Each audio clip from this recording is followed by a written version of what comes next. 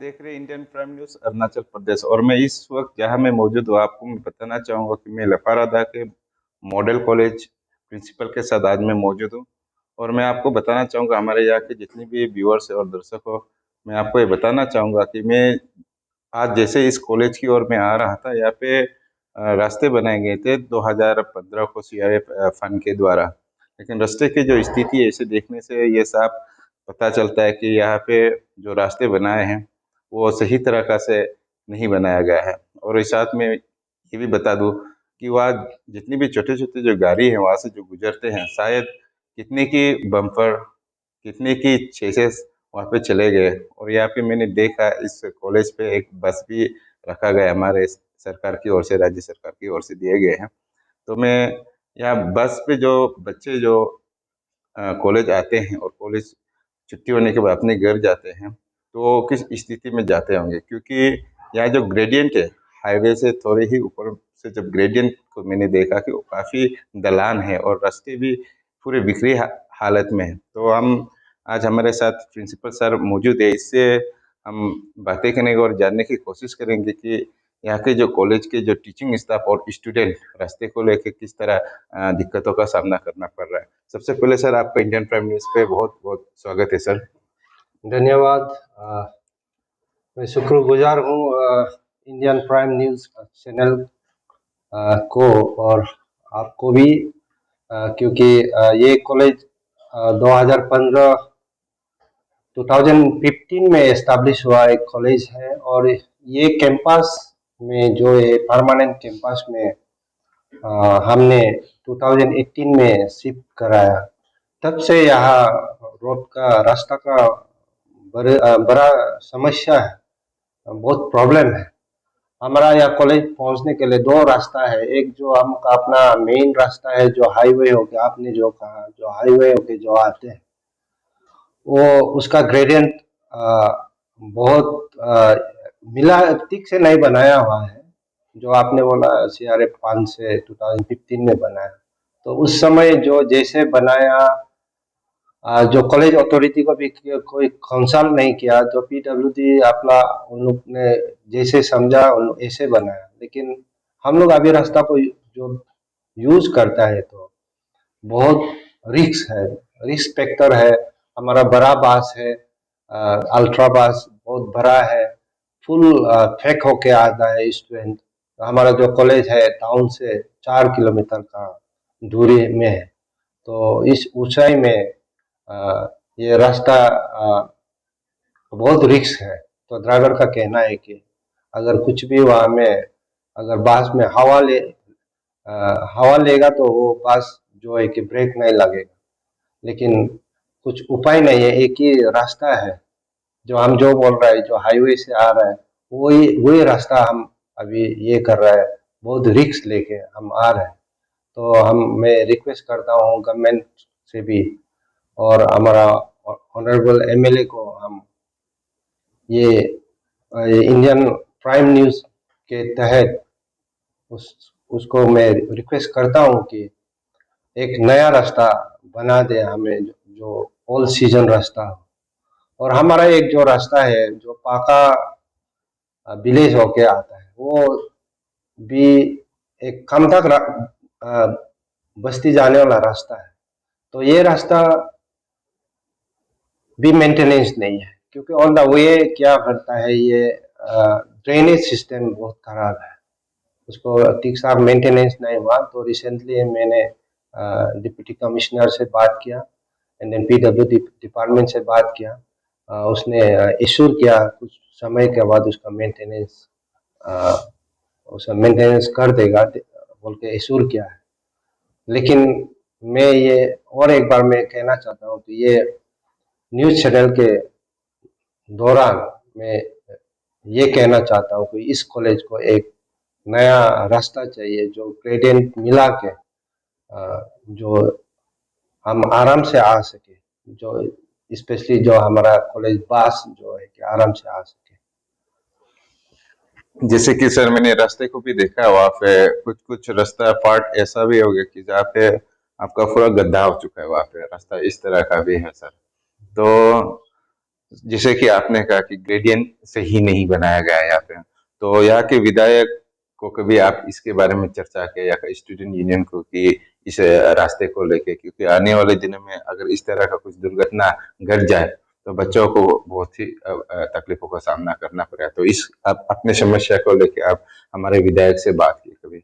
हाँ, स्टूडेंट का साथ हमेशा बात करता हूँ। स्टूडेंट यूनियन भी अपना ढंग से उन लोग भी गवर्नमेंट को अप्रोच कर रहा है, कंसर्न डिपार्टमेंट को उन लोग बात कर रहे हैं। एंड देन हमारा जो ऑनरेबल एमएलए है गोकारा बासर सर से भी उन लोग बात कर रहे हैं, स्टूडेंट भी कर रहे हैं। लेकिन हमारा एमएलए जो है ऑनरेबल एमएलए जो गोकारा बासर जी है, वो भी एश्योर किया था कि एक नया रास्ता जो ग्रेडियंट मिला के वो बनाने का वो एश्योरेंस दिया है। तो हम वेट करता, मैं विश्वास हूँ कि कुछ आने वाले दिनों में एक नया रास्ता जरूर मिल जाए, उम्मीद है हम। जैसे कि आपने कहा कि ये 2018 का है ये जो कॉलेज है, तो अभी सर आपका नया इस्टेब्लिशमेंट हुआ है यहाँ पे, तो आप लोगों को शायद काफी दिक्कतों का सामना करना पड़ रहा होगा, या जैसे इंफ्रास्ट्रक्चर को लेके स्टूडेंट का, और जैसे आपका फैकल्टी मेंबर है उसे लेके, तो उस पे सर आप लोग अभी मौजूदा हालात कैसा है आप लोगों का? हमारा यहाँ बहुत प्रॉब्लम है, नया कॉलेज है, नया प्रॉब्लम तो होगा, लेकिन उतना भी अभी नया भी नहीं है। अभी 6 साल हो गया है कंप्लीट, 6 साल हो गया। तो हमारा यहाँ फैकल्टी में भी प्रॉब्लम है, फैकल्टी भी कम है। तो हमारे यहाँ में एजुकेशन सब्जेक्ट भी है, लेकिन यहाँ में हमारा एजुकेशन सब्जेक्ट में एक ही फैकल्टी है। तो ये 2 3 दिन पहले फिर हमारा जो है ऑनरेबल एमएलए वकार बासर सर जी ने अपना एमएलए लेज से एक गेस्ट फैकल्टी भी अपॉइंट कर दिया है। लेकिन 2 फैकल्टी से एक डिपार्टमेंट चलाना बहुत कठिन है, बहुत मुश्किल है। और दूसरा डिपार्टमेंट में भी मेरा फैकल्टी बहुत कम है।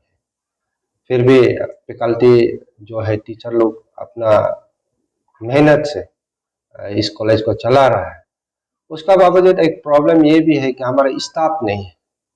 गवर्नमेंट ने हमको सिर्फ 3 स्टाफ दिया, डिपार्टमेंट मतलब मेरा डायरेक्टर ऑफ हायर एजुकेशन, वो उसने हमको सिर्फ 3 ये दिया। एक जो है कि हमारा कॉन्टीजेंसी एक ड्राइवर है, एक तो मेरा कॉन्टीजेंसी एक ऐसे एमटीएस है, एक तो है, और एक हमारा एक स्टेटिस्टिकल असिस्टेंट है। तो ये इस कॉलेज में ना यूडीसी है, ना ये एलडीसी है, ना कंप्यूटर ऑपरेटर है। नहीं इवन हमारा रूम में भी हमको भी कोई असिस्ट करने वाला कोई पीए है। तो ऐसा हो के हमारा बहुत तकलीफ है।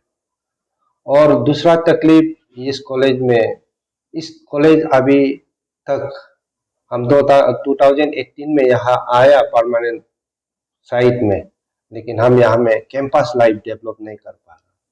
यहाँ क्वार्टर नहीं बन रहा है। यहाँ हम लोग रूसा राष्ट्रीय उच्चतर शिक्षा अभियान से हम 2 क्वार्टर बनाया है, वही 2 क्वार्टर है, टीचर क्वार्टर है।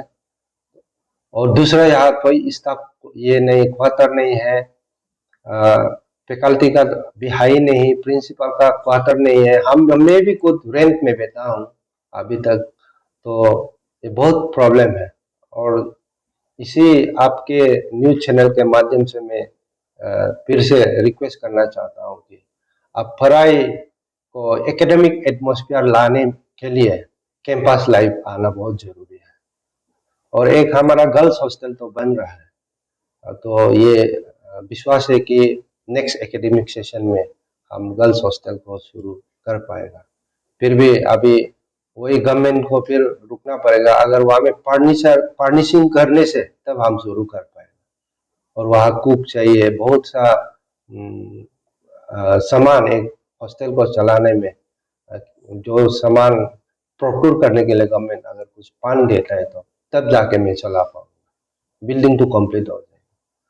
तो ऐसा ये प्रॉब्लम यहाँ है। इसीलिए उसका बावजूद भी हम खुद जो गवर्नमेंट जो हमको ऑफिस जो एक्सपेंसेस है OCOE जो देता है उस पैसा से मैं यहाँ MTS में खुद अपॉइंट करता हूँ। यहाँ स्वीपर नहीं है, यहाँ नाइट चौकीदार नहीं है। तो इसी दौरान हमको बाहर से आदमी मैनेज करना पड़ता है। तो OCOE में भी मेरा गवर्नमेंट से हमको सफिशेंट एक कॉलेज को चलाने लायक पैसा हमको मिलता नहीं है, तो बहुत तकलीफ तो है। और एक मैं आपको और कुछ और बताना चाहूँगा। हमारा जो यूनिवर्सिटी का जो एप्लीकेशन क्राइटेरिया में जो एक आता है, जो कि बच्चों को खाने पीने का कॉलेज विद इन कॉलेज में एक कैंटीन होना चाहिए, ऐसा यूनिवर्सिटी का एक क्राइटेरिया है। तो उसको हम फिर से ऑनरेबल MLA को डिस्कस किया, तो honourable he is so generous कि उसने कुछ पैसा दे के हमने एक टेम्पोररी है, फिर भी कच्चा घर है, तो वहाँ कैंटीन तो आ गया। तो कैंटीन भी हम जैसे तैसे इंटरनली मैनेज कर रहा है। और एक सबसे बड़ा समस्या इस कॉलेज का ये है कि हमारा लाइब्रेरी, हमने एक रूम को लाइब्रेरी बनाया, लेकिन लाइब्रेरी में हमारा एक लाइब्रेरी कोर्स करने वाला एक लाइब्रेरियन हो या असिस्टेंट लाइब्रेरियन हो, एक लाइब्रेरी कोर्स करने वाला एक चाहिए जो लाइब्रेरी चला सके। हमारे पास बुक्स है, हमारे पास जर्नल है, हमारे पास रेफरेंस बुक्स है, लेकिन उसको स्टूडेंट एक्सेस कर नहीं पा रहा।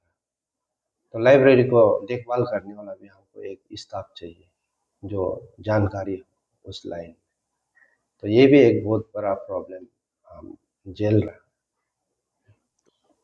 जैसे सर ने जैसे बात किया, मैं अपील करना चाहूंगा हमारे राज्य के शिक्षा मंत्री तबातुर जी और हमारे माननीय मुख्यमंत्री पेमा खांडू जी से मैं ये अपील और दरख्वास्त करना चाहूंगा। जैसे हमारे कॉलेज के प्रिंसिपल सर ने जैसे कहा कि यहाँ पे फैकल्टी मेंबर के लिए यहाँ पे क्वार्टर नहीं, वो खुद ही एक प्रिंसिपल रेंट पे मजबूरन बैठने को मजबूरी पे बैठा हुआ है। और साथ ही साथ यहाँ पे जितने भी टीचिंग स्टाफ जितने होने थे, MTS LDC नहीं है या UDC नहीं है। आप कॉलेज तो सरकार ने, राज्य सरकार ने कॉलेज तो यहाँ बना दिया, कॉलेज यहाँ पे शुरुआत कर दिया, लेकिन ना यहाँ बैठने के लिए टीचर क्वार्टर है, ना यहाँ पे उसके पास स्टाफ है। तो बड़ी समस्या से गुजरना पड़ रहा है हमारे यहाँ के जितने भी लेक्चरर है, टीचर्स है, काफी दुख और तकलीफ में। तो इस पे हमारे राज्य सरकार ध्यान दे और इस पे कुछ एक मजबूत और ठोस कदम उठाए, जहाँ से ये शिक्षा का मदद और आगे बढ़ सके।